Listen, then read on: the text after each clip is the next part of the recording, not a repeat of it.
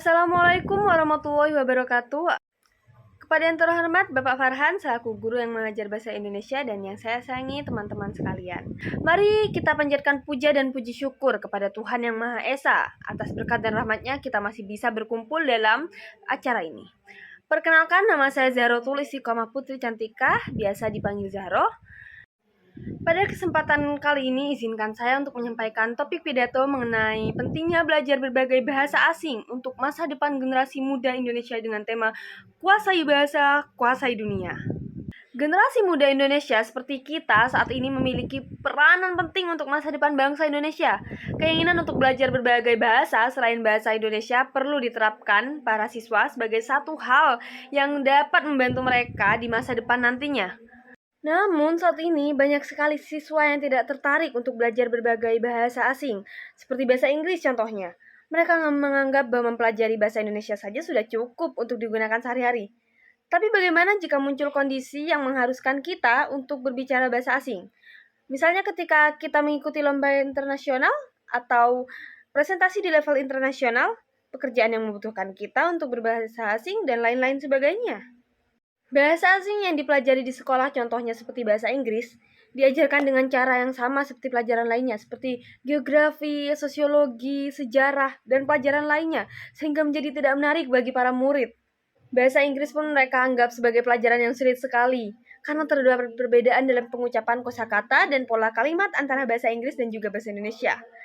Proses pembelajarannya pun lebih didominasi dengan kegiatan yang mewajibkan siswa mempelajari kaidah-kaidah, tata bahasa, grammar, kosakata, cara menyusun kalimat menggunakan bahasa Inggris yang benar. Namun secara pasif, selain itu desain ujian sebagai alat untuk menilai penguasaan pengetahuan bahasa asing hanyalah persyaratan yang harus dipenuhi bagi mayoritas siswa. Sehingga bagi mereka mendapatkan nilai minimum dalam ujian sudah cukup. Kita dapat menguasai bahasa asing jika jarang mempraktikkan kemahiran bahasa asing secara aktif. Jika proses pembelajaran yang hanya bersifat pasif, yang hanya menimbulkan kebosanan dalam belajar bahasa tersebut, sebagian besar orang tidak memahami bahwa hakikat pembelajaran bahasa asing adalah mengembangkan keterampilan-keterampilan yang dibutuhkan untuk menggunakannya sebagai alat komunikasi secara aktif maupun pasif.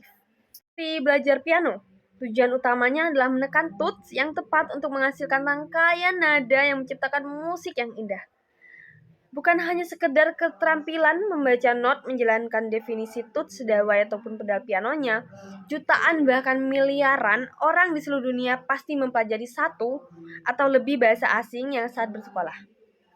Mempelajari bahasa asing dapat digunakan sebagai sarana komunikasi yang diperlukan di bidang pendidikan untuk mendapatkan beasiswa bersekolah di luar negeri. Di bidang pariwisata, di mana membutuhkan kemampuan berbahasa asing, yang saat ini pun segala bentuk informasi, baik buku maupun media elektronik yang beredar secara internal menggunakan bahasa asing yang diakui secara internasional.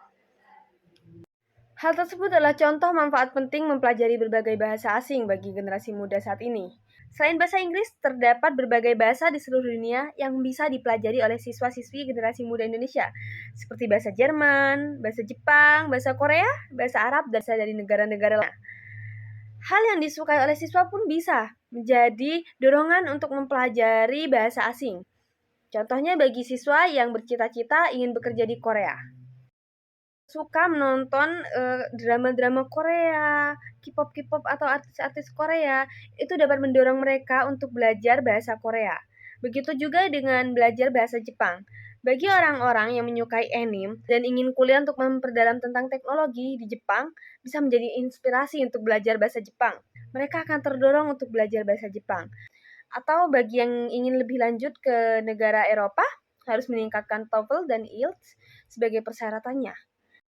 Menjadi kebanggaan bagi diri sendiri, bagi kita, jika dapat menguasai suatu bahasa internasional tanpa melupakan bahasa ibu, baik bahasa Indonesia maupun bahasa-bahasa daerah masing-masing seperti bahasa Madura, bahasa Jawa, dan bahasa lain-lainnya yang ada di Indonesia ini.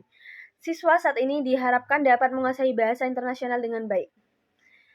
Saya berharap hadirin yang mendengarkan pidato saya pada hari ini, terutama teman-teman sekalian, mulai tertarik untuk mempelajari bahasa-bahasa yang ada di dunia. Ayo kuasai bahasa, kuasai dunia.